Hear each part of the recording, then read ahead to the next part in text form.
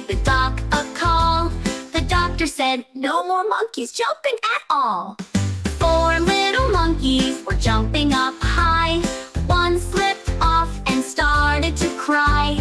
Mom grabbed the phone and dialed real fast. The doctor said, no more. That's the last. 3 little monkeys were bouncing around. One lost balance and hit the ground. Mom got worried and called once more. The doctor said, I told you before. 2 little monkeys were having some fun. One tumbled down, now there's only one. Mom sighed and called the doc again. The doctor said, this has to end. 1 little monkey all alone, still jumping, though he should have known.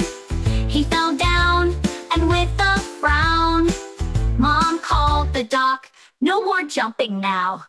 Now no little monkeys are bouncing in sight. They're tucked in bed, sleeping tight. Mom can finally rest her head. No more monkeys jumping on the bed.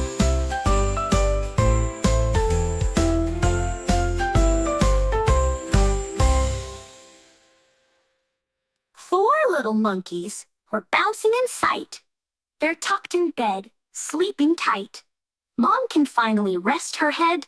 No more monkeys jumping on the bed.